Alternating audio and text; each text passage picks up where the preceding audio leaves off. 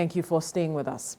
Now, the leader of the terror group that abducted some of the Abuja Kaduna train passengers on March the 28th this year have threatened to forcefully marry 21-year-old abductee Azufa Lois John.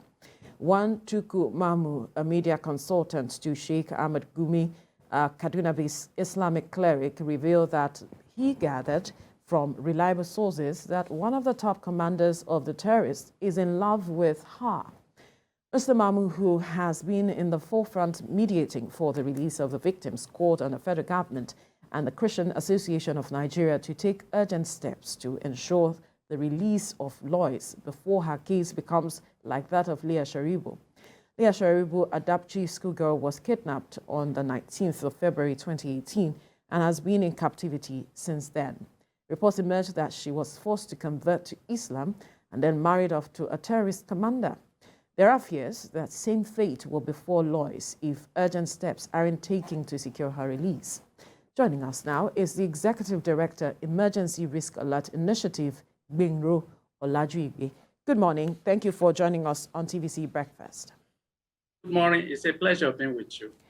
Now, there are concerns concerning this latest victim, Lois. And a lot of persons are saying perhaps the same fate that befell Leah Sharibu might be what will befall her. I wonder what you think and how worrisome this is. It's actually heart-wrenching when you place yourself in the position of her father. We are talking of a 21-year-old lady here who is rearing to get off his education at degree level. So she was, the only sin she committed was the misfortune of being a Nigerian. And let me clearly state that while we were living a state of nature where life was nasty, brutish, and short, why we left that condition was because of reckless insecurity, lack of protection, a complete state of anomaly and anarchy that pervaded the era. And we came into state, and definition of a state is a boundary that is secure, that is protected, that has people that are protected. Those are ingredients that make up a state. And when such ingredient is lacking in any state, it's a signal of failure. When life has become so cheap that the government and the people in power can no longer give assurance for their protection. And that is the situation we have in this respect. We are talking of a kidnap case that happened over 5 months ago. And look at the inclement weather. Look at the inclement climate that these people have been in. That aside from the torture, inhumanity, degradation, dehumanization. And tragically, after this particular lady has borne this, the thing we are hearing is that there is a commander who is interested in marrying her or just taking her off. It's not marriage as far as I'm concerned. It's part of the misfortune that usually befall women in conflict situation, where they are taken as self-slave, recklessly violated, and of course, dehumanized. And graduating to this level is unacceptable for a country that have had similar situation in Leah Sharibu's. We ought to have been serious in terms of getting these people off the hook of the kidnappers.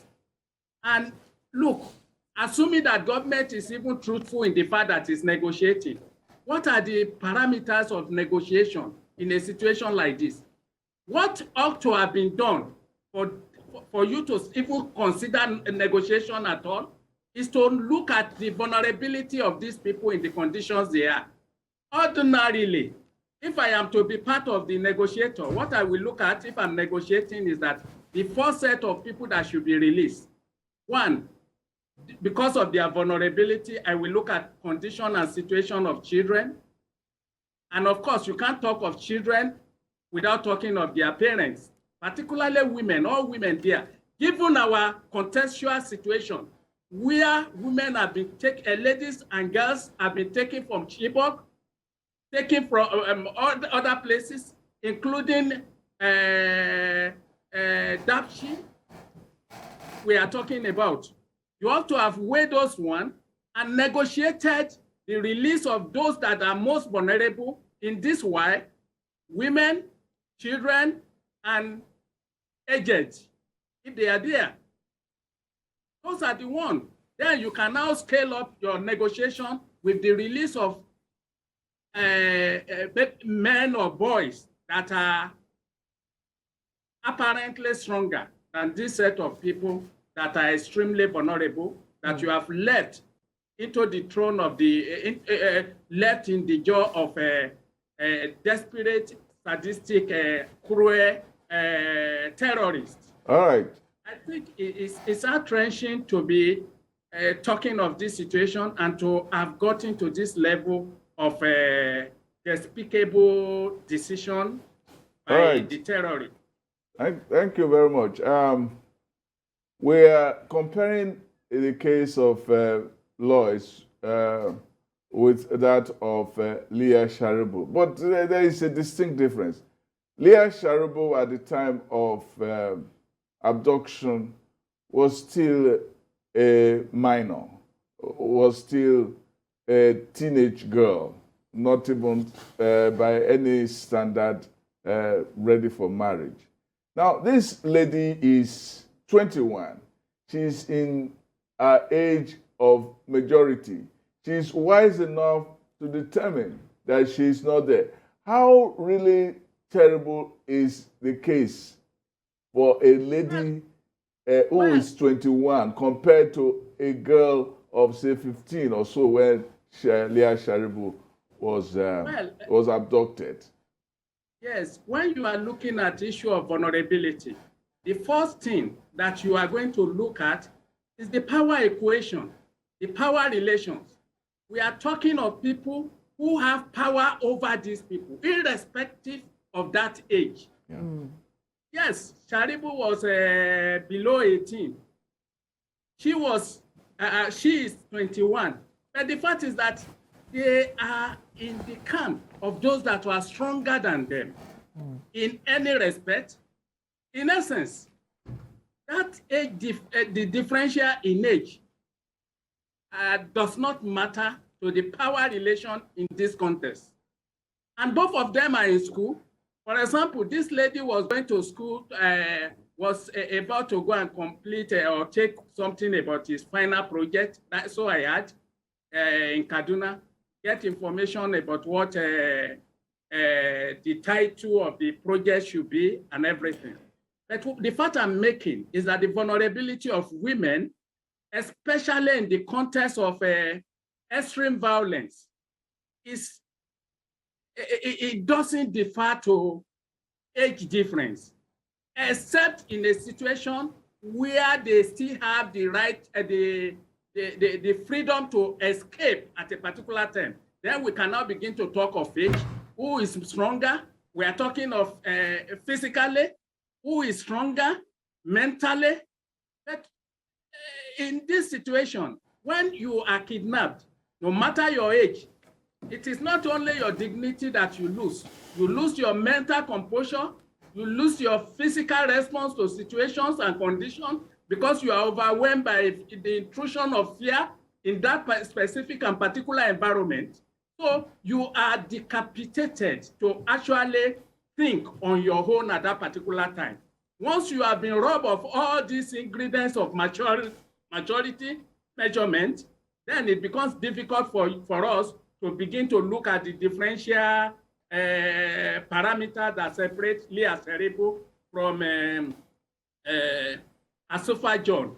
Those are the situations we are going to look at. We are talking of power, people that are stronger than their captives in all respects. Physically, in terms of the position and places where they are put, possibly they don't even know the fact. But one thing that we should understand is that they are kept in Nigeria. According to the negotiator that took up, Tuko was saying that they still remain in the forests of Niger State. For God's sake, we have a government that have been claiming that no territory, no part of our territory is under the control of terrorists. Then if they are within Niger State, and we have been unable to get them in the last 5 months, then I'm afraid whether we have any intelligence-led government in place. Because it's appalling. And if you put yourself in the shoe of the parents, it's so scandalous, it's so annoying, and of course, it's undeservable for the girl to be passing through this national tragedy. Well, Mr. Gbenro, I mean, perhaps we should stay with that thought of yours. This is indeed a very sad story. I mean, love is a beautiful thing, but in this case, it looks very disastrous, perhaps for the 21-year-old. But you wonder if perhaps this story, from the body language of the Nigerian government, has this in any way unsettled the government, you think? Well, I have not seen that sense of urgency on the part of government. But assuming that a high-ranking child of a high-ranking person is kidnapped like this, and you are talking of terrorists getting to marry off that person, the reaction will have been different.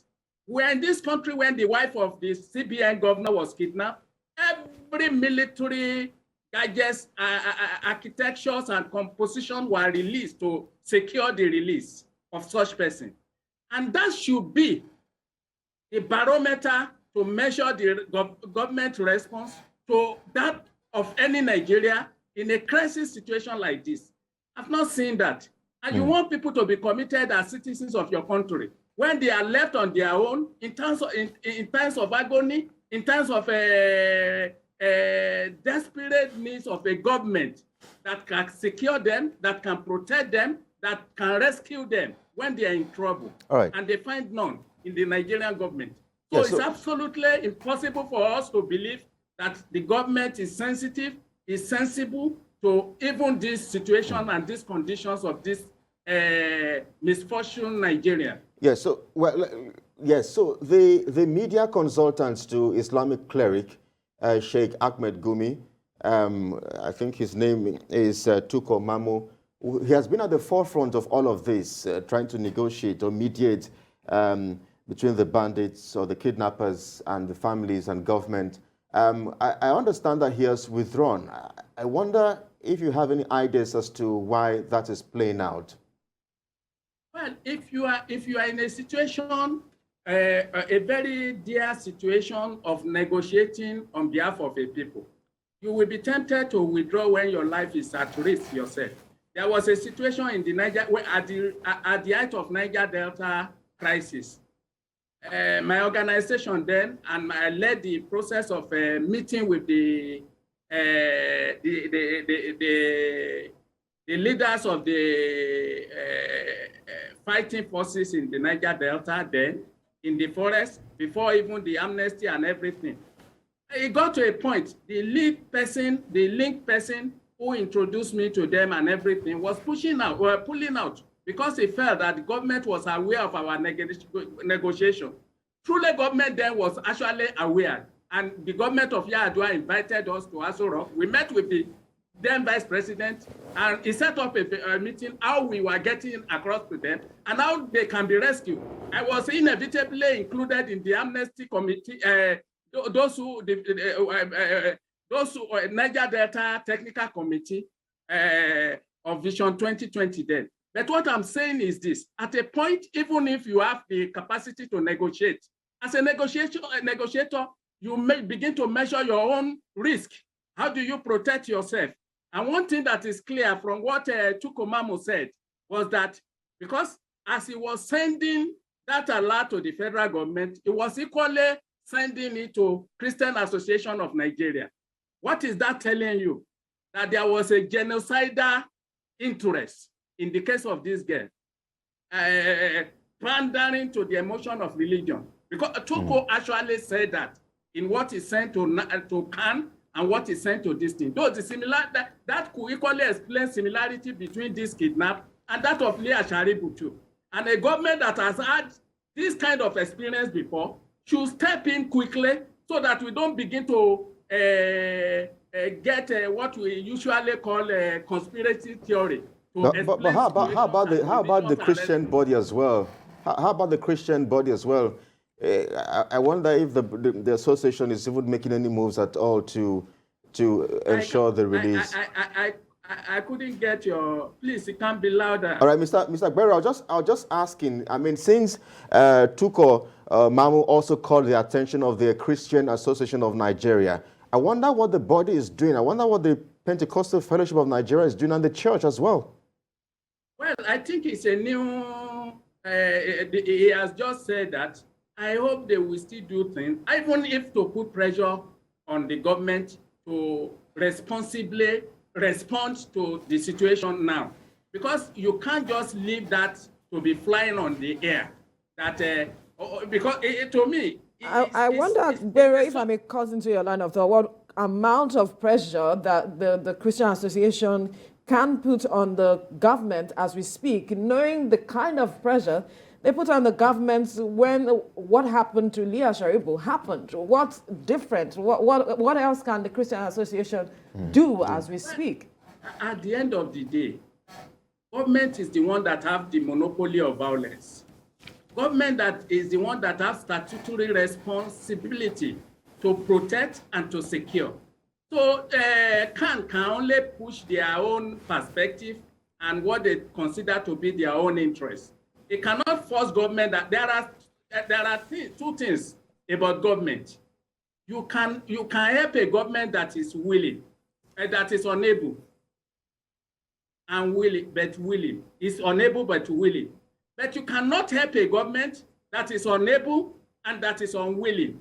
And that is characteristical behavior of this particular government. It's unable and it's unwilling.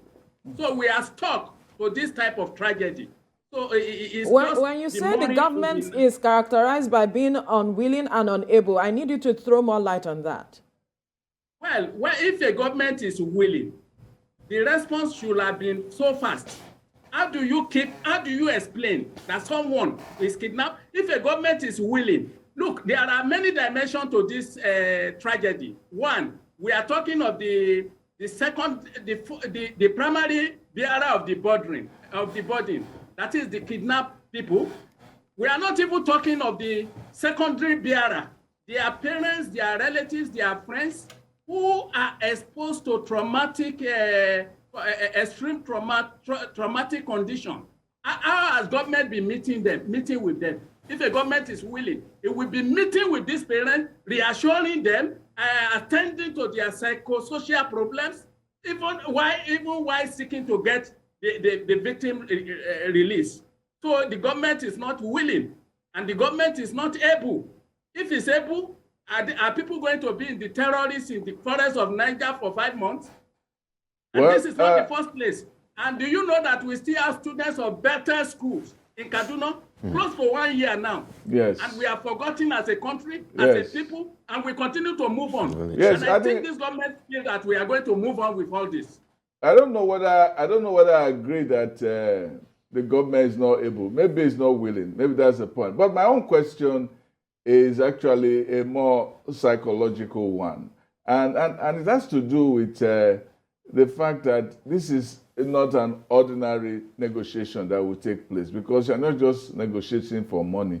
You are negotiating with money. You are negotiating over passion. How do you do that?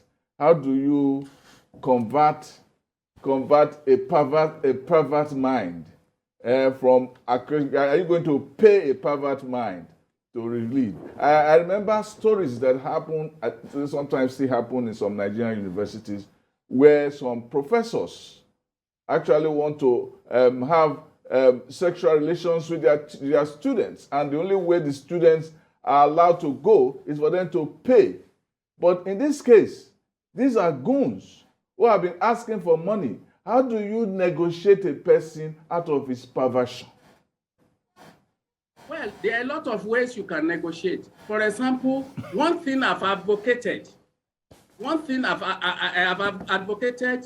in respect of our security, is what I call people-driven, a very inclusive, people-focused security governance that will not be restricted to bullet and gun alone.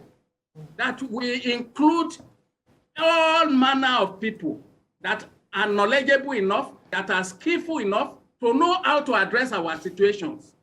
I have told us that all countries in the world, forget about whatever they say, they do negotiate when there is necessity for it.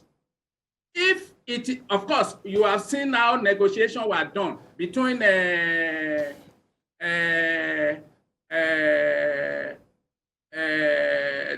the Palestine with the United States before, and several others. It could come in form of exchange, which these people earlier demanded. I don't know whether they assume another level of pomposity after they were able to break jail themselves. I don't know. I don't know the type of negotiation we are having with them. But the president indeed confirmed that we are having negotiation with them. How do you negotiate? You have not answered my question. How do you negotiate? How do you negotiate with a person who is not asking for money, but who is actually who has a lust in his heart? How do you negotiate the lust out of his heart and let him surrender the woman? The first thing you or do you think that that is also a bait to step up the financial blackmail? When you start negotiation, it's not everything everybody will get. But when you start negotiation, there must be level, you measure the level of your risk. That is the first thing you do. You look at the acceptable risk and the unacceptable risk. That will define the type of negotiation you are going to have. And it's not by, but then the people that are concerned, particularly the parents, have the right to know what you are doing and what is going on. And then if it means that there are certain negotiations, there's nothing you cannot give to spare a life. To spare a life. The life of, I know that these people these are people that if you are up to doing, even if you negotiate for the release of these people, with the release of their own people, you have the, if you are serious about what power is in your hand, you can still deploy to ensure you track them, you get them, you kill them, even after the negotiation, after securing your distance. It's only that we are not serious. That is what I'm saying. That is the point. You negotiate, when a government is not weak, it can negotiate, it knows what is going to be the post implication of that negotiation. Right. That is what I'm saying. Now, there seems to be this aspect that we haven't spoken about, which has to do with the aspect of trust. At some point, the negotiator said that it seemed there was a breach of trust between they and the government. Perhaps that was why they turned the negotiation and didn't want to have that issue of having a conversation with the government or negotiating with government. How much of a factor is trust when we are talking about negotiating with these kinds of people? Well, trust is important. It's extremely important. But one thing I have found out in this Gumi's assumed position is that it seems that he's trusted by the terrorists to a level. And whether the government trusts him, whether they are willing to trust him to a level, that is what I don't know. And when you start that type of negotiation, especially if it is financially involved, there will be we are trying to round up. I want you to answer the question, just a follow-up from what I asked earlier, which is, have you had a case like Lois where you had to negotiate a person who wanted to marry a person, marry a captive? Please, I didn't get it last. Have you ever had a situation like Lois in which you want to negotiate a person out of marrying a kidnapped victim? A person out of marriage. Negotiating. How to negotiate with a terrorist to not marry somebody who is a kidnapped victim. Have you ever had a case like that? Like Lloyd? No, it depends on the psychology of a terrorist. No, The have you had a psychology of case like that? That's what I'm saying. Do you have an example? Well, I don't have a case of where a terrorist is interested in marrying a person that have negotiated for the person not to be married by the terrorists. Okay. But what I'm trying to say is that terrorists can demand anything out of this world. That is in their character. To put fear in government, to ignite